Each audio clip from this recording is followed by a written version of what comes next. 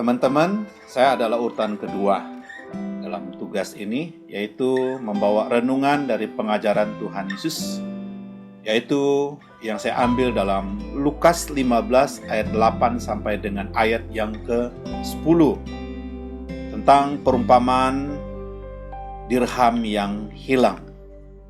Untuk itu saya akan membaca firman Tuhan yang terlebih dahulu yang berbunyi demikian.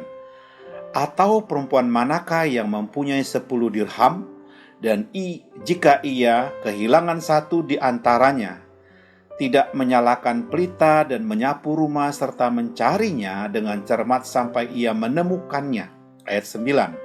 Dan kalau ia telah menemukannya, ia memanggil sahabat-sahabat dan tetangga-tetangganya, serta berkata, bersukacitalah bersama-sama dengan aku, sebab dirhamku yang hilang itu telah kutemukan. Aku berkata kepadamu, demikian juga akan ada sukacita pada malaikat-malaikat Allah karena satu orang berdosa yang bertobat. Apa yang diajarkan oleh Tuhan Yesus melalui firman Tuhan dalam Lukas pasal 15 ini? Dalam Lukas pasal 15 ini ada 3 perumpamaan yang Tuhan Yesus sampaikan dalam pengajarannya, yaitu ayat 1 sampai dengan ayat yang ke-7 itu perumpamaan tentang domba yang hilang. Ayat 8 sampai 10 itu perumpamaan tentang dirham yang hilang. Dan ayat 11 sampai dengan ayat yang ke-32 itu perumpamaan tentang anak yang hilang. Kita hanya fokus kepada ayat 10, ayat 8 sampai dengan ayat yang ke-10.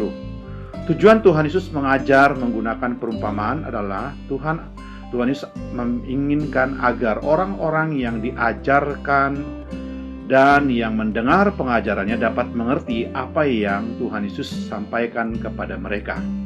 Tuhan Yesus memiliki berbagai strategi atau metode untuk menjawab berbagai pertanyaan-pertanyaan, baik itu dari murid-murid maupun orang-orang Farisi, ahli Taurat tentang pelayanan dan pengajaran Tuhan Yesus.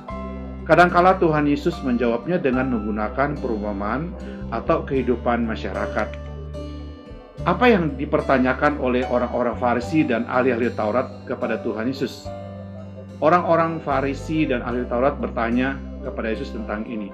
Mengapa Yesus berteman dengan orang berdosa dan bahkan makan bersama dengan mereka?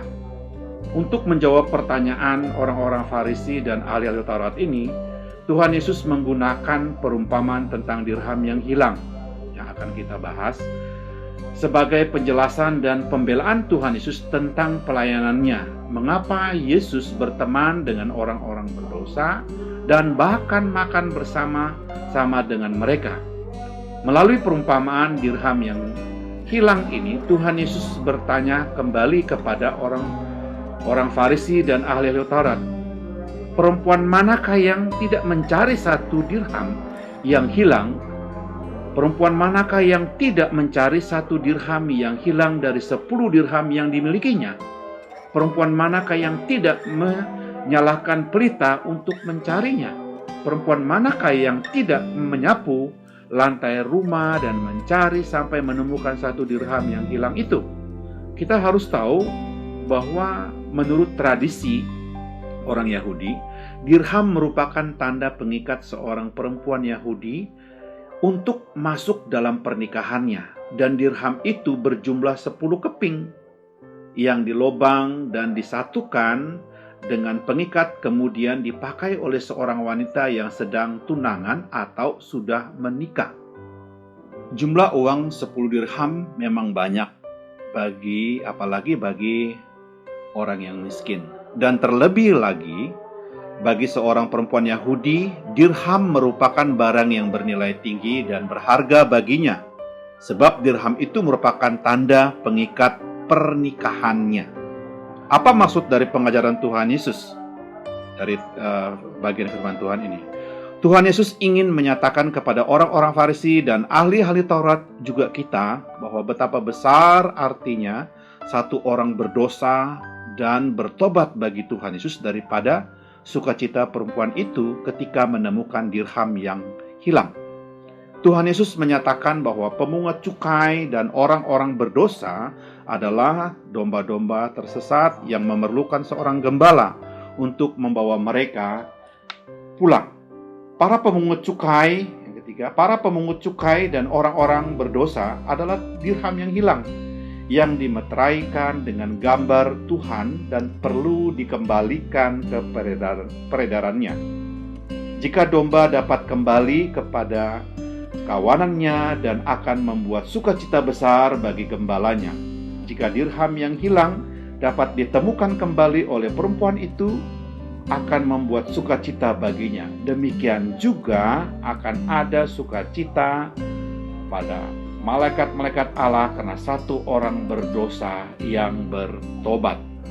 Apa yang bisa diaplikasikan kepada kita melalui bagian firman Tuhan ini? Yang pertama, Tuhan Yesus memberikan sebuah gambaran kepada kita hari ini, betapa bernilainya satu orang yang bertobat dari segala dosanya. Betapa bernilai satu orang yang baru percaya dan dibaptis juga dibenarkan oleh Tuhan Yesus daripada dirham, emas, perak, berlian yang hilang itu.